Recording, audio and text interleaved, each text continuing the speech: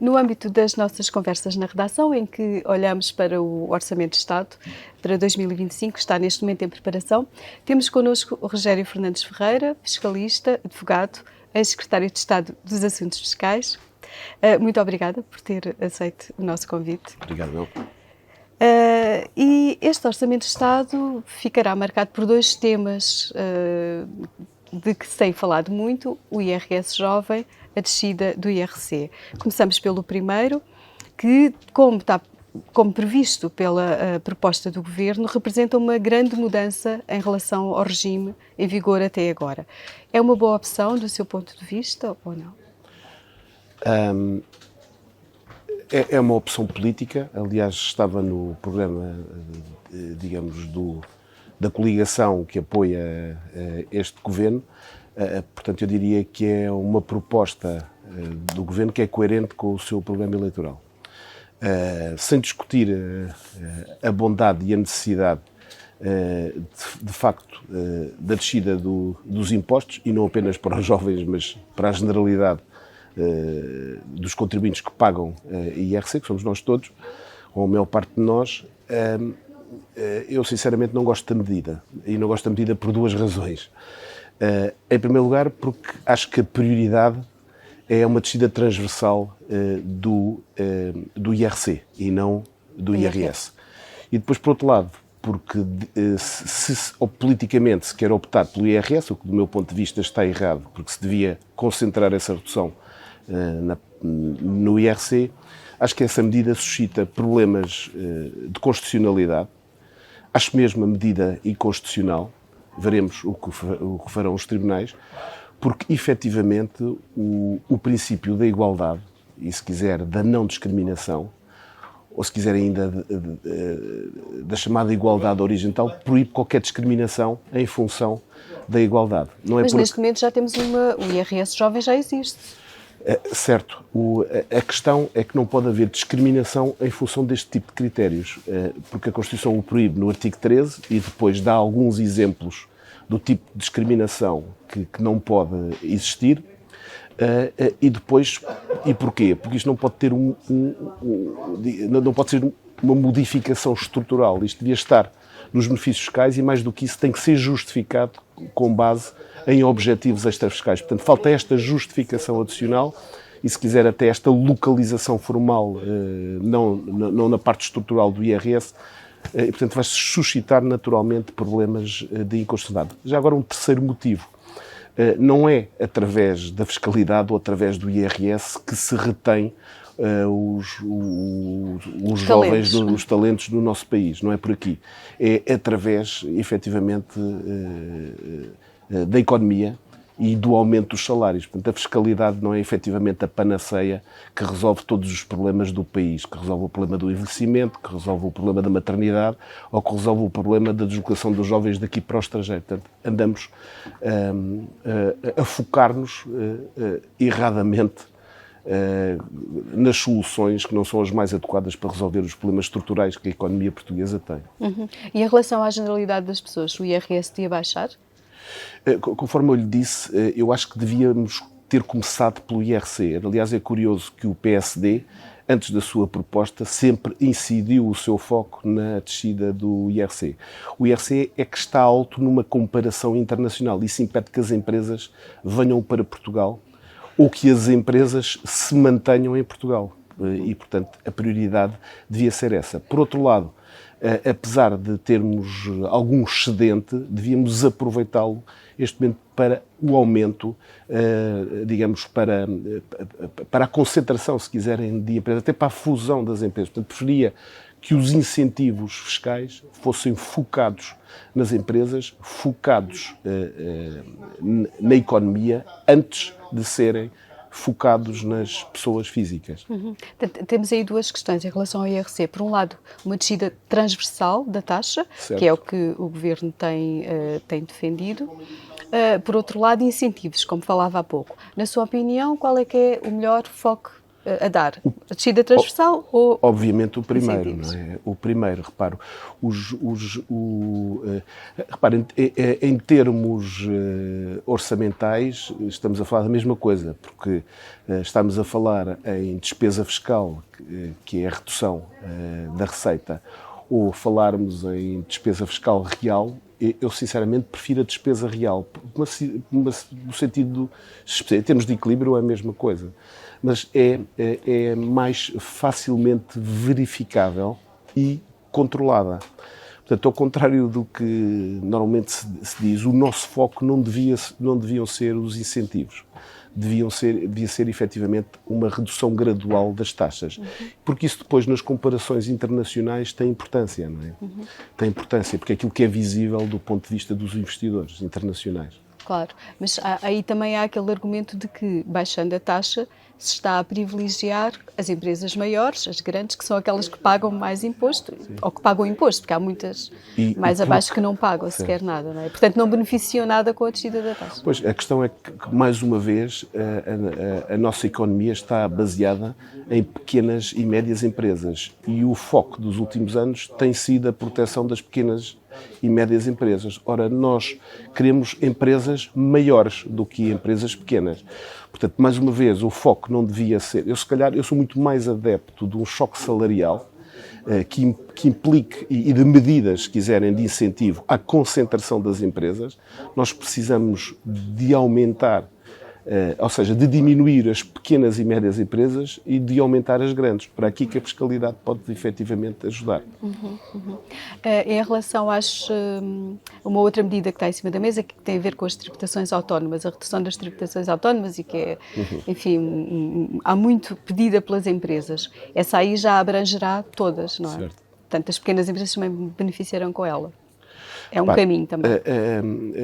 A tributação autónoma, que está enxertada no imposto sobre o rendimento das pessoas coletivas, rigorosamente não é uma tributação sobre o lucro, é uma tributação sobre a despesa. O que dá alguma incoerência à estrutura do imposto sobre o rendimento das sociedades, não é? Sobre o lucro das sociedades. Portanto, aí parece-me bem que se dê uma coerência diferente a este imposto. Se o imposto é sobre os lucros, não pode incidir sobre a despesa. É evidente que esta medida da tributação autónoma que incide sobre a despesa, do meu ponto de vista, significa que é muito mais uma norma anti-abuso que pretende, no fundo, em última instância, tributar o rendimento, porque as empresas fogem ao pagamento do imposto. E, portanto, através da tributação da despesa, em última instância, o que o legislador quer é tributar o lucro. Mas não deixa de ser uma excrescência aqui à filosofia. Mas faz sentido mantê-la nesse sentido? Eu acho que faz sentido diminuí-la, precisamente porque o foco do IRC é de facto o imposto sobre o lucro, não é a tributação da despesa.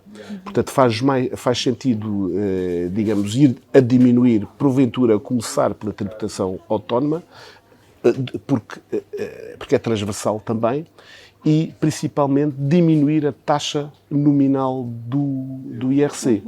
E provavelmente começar pela derrama estadual, que implica uma tributação progressiva, digamos, na tributação do lucro, que não é adequada no seio de um imposto que devia ser proporcional. Lembre-se que quando nós tributamos progressivamente em termos dos lucros das empresas, as empresas, o que nós estamos a tributar efetivamente é o investimento e é o capital que é investido nessas mesmas empresas. Não é? Isso é negativo. Sim, sim. Falávamos há pouco ainda de apoio ao investimento, incentivos. O CIFID é um dos principais incentivos utilizados pelas empresas. Ele foi alvo de restrições significativas no ano passado. Do seu ponto de vista, devia ser revisto no sentido de, enfim, reverter de alguma forma essas alterações? Nós não podemos estar sempre a alterar as leis, não é? Ainda ontem estive a assistir a uma conferência internacional em que se dizia que o planeamento fiscal do próprio Estado, não dos contribuintes, deve ser de longo prazo, não é? Portanto, nós não podemos anualmente, como fazemos em Portugal, estar a alterar sistematicamente e anualmente a legislação fiscal. Portanto, deve haver estabilidade na legislação fiscal, porque se não há essa estabilidade, não há investimento em Portugal. Por outro lado, no que respeita ao CIFID, repara, ele pretende promover a investigação e o desenvolvimento. Portanto, estas regras são cruciais para a captação de investimento internacional. Portanto, nós não podemos estar sistematicamente a mudar as regras, portanto, principalmente nesta área. Está bem como está? Repara, está no sentido de que não se pode estar a mudar todos os anos, não é? Portanto, está. Eu diria que sim. Ok. Voltando só um bocadinho atrás, queria-lhe só perguntar mais uma coisa. Em relação às famílias, que outras medidas é que acha que deviam constar neste Orçamento de Estado? Repara, o problema das famílias, mais uma vez, não é o IRS que resolve o problema. Quer dizer, o Estado não pode estar a aumentar impostos e depois, discricionariamente e arbitrariamente, estar a olhar para segmentos da população, como é os jovens, como são os velhos, digamos assim, os idosos, e depois dar-lhes o benefício. Isto cria discriminações, não é? E estas discriminações depois violam outros princípios, como é o princípio da capacidade para pagar o imposto, que se chama capacidade contributiva. Isto gera discriminações que são arbitrárias. E, portanto, a mexer no IRS, conforme dizíamos há pouco, tem que haver alguma transversalidade do Estado. O Estado não pode aumentar os impostos e depois diminuí-los conforme entende. Isto torna as pessoas dependentes do Estado, o que também não é conveniente do ponto de vista da política social e da liberdade individual. Não é? Por exemplo, em relação à habitação. Os impostos não servem para resolver este tipo de problemas. A fiscalidade serve para obter receita, para fazer despesa pública, não é? Não é para resolver estes problemas. Ou seja, os objetivos extrafiscais são objetivos que se têm que justificar para além da tributação, não é? Por exemplo, em relação à habitação, é uma área onde o IRS tem tido algumas alterações específicas, no sentido de, enfim, atrair mais imóveis para o mercado. Acha que tem funcionado ou que aí também devia haver algum tipo de... Repare, não tem funcionado, não é? Porque o Governo tem pretendido diminuir o preço na habitação e tem tido dificuldade em o fazer, porque a fiscalidade não resolve efetivamente estes problemas. Nós temos é que promover a economia e o desenvolvimento do país, não apenas através da finalidade, mas em criar as condições de estabilidade fiscal que promovem essa economia e que nos dão competitividade fiscal internacional. E, por outro lado, já agora, temos que comunicar isso melhor, não é? Há também aqui um problema de comunicação internacional da fiscalidade portuguesa. O enquadramento, digamos, da fiscalidade, a comunicação internacional tem sido errada, não é? Isso viu-se em vários pontos. A propósito, por exemplo, do Centro Internacional de Negócios da Madeira, a propósito do anúncio dito dos fins do visto de gold, que entretanto continuam a existir, mas noutros moldes, o fim do regime dos residentes não habituais, tudo isto passa para o exterior de forma, em termos de comunicação internacional, muito errada e muito negativa, quando podia passar de outra maneira para os destinatários destes anúncios. Já lá vamos a cada uma dessas questões. Em relação ao envelhecimento, escreveu recentemente sobre o tema e temos, de facto, uma população cada vez mais envelhecida. O regime fiscal que temos neste momento para os idosos, para a terceira idade, é o mais adequado, no seu ponto de vista? Repare, eu escrevi mais sobre a tributação de formas alternativas às pensões, mais de natureza privada. Okay. É evidente que aí o problema é o mesmo, que a fiscalidade não vai resolver essa questão. Nós temos que conseguir aumentar as pensões e gerar as receitas na área da segurança social que permitam pensões mais elevadas. Não é através da fiscalidade, não é manter as pensões baixas e através da fiscalidade dar-me, digamos, promover o aumento das pensões. Portanto, mais uma vez aí o foco, é a questão inicial, o foco está efetivamente errado. É um problema que não é facilmente resolvido através da tributação, sendo que é um problema menos da fiscalidade sobre os impostos, mas mais da segurança social. Portanto, temos que arranjar a fórmula da segurança, de existirem as receitas da segurança social que sejam necessárias para, no futuro, pagar as pensões numa população que é cada vez mais envelhecida e até em termos comparáveis do ponto de vista europeu e internacional. Muito bem. Em relação ao regime dos vistos gold, dizia que afinal eles não acabaram nada, continuam cá, continuam a funcionar o regime e continua a atrair investimento para o país? Repara, o que mudou foi a opção de investimento. Do imobiliário? Foi na parte do imobiliário, exatamente. A opção de investimento imobiliário acabou, mas continua a haver a opção em fundos de investimento. E nessa perspectiva não mudou. Portanto, os investidores internacionais passaram a optar para obter o visto gold, para poderem circular não apenas em Portugal, mas no espaço europeu, passaram a fazer investimentos através de fundos de investimento. Imobiliário também. Alguns indiretamente, o que levanta aqui, de facto, algumas questões, mas em fundos de investimento. Portanto, a opção é em fundos de investimento. Isto permite-lhes circular no espaço europeu, não é? Portanto, e no espaço Schengen. Portanto, o que mudou foi a opção de investimento. E continua a haver interessados nesta modalidade? Continua a haver interessados, sim. Portanto, a modalidade foi mal anunciado. Porque se perguntar isto no estrangeiro, a maior parte das pessoas acha que acabaram os vistos gold, quando eles não acabaram. O que acabou foi uma das opções de investimento, do tipo de investimento que se fazia nos vistos gold. Já o regime dos residentes não habituais, esse levou uma volta significativa e está agora ali numa espécie de limbo, não? Má comunicação internacional de novo. Porquê? Acabou o regime dos residentes não habituais. O regime dos residentes não habituais, para quem o requereu até 31 de dezembro de 2023, mantém-se pelo período dos 10 anos, que é o período do regime dos residentes não habituais. Por outro lado, mantém-se também a quem o requeira até ao final deste ano, até 31 de dezembro de 2024, desde que se verifiquem alguns dos requisitos, algumas condições que tenham a ver com o período anterior. Por outro lado, há um novo regime, esse sim que carece de regulamentação. Portanto, tudo isto tem sido mal explicado, principalmente internacionalmente, não é? Portanto, estas mudanças têm que passar a ser comunicadas do ponto de vista da comunicação fiscal, nomeadamente internacional, melhor. Muito bem, uma última questão.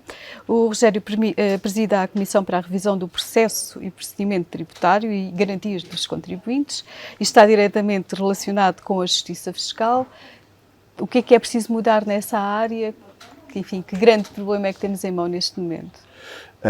Do ponto de vista mais global, do meu ponto de vista, acho que se deve repor o contribuinte em primeiro lugar. Portanto, o que esta Comissão pretende fazer não pretende fazer nenhuma revolução, eu diria mesmo que não pretende fazer nenhuma reforma estrutural, no sentido...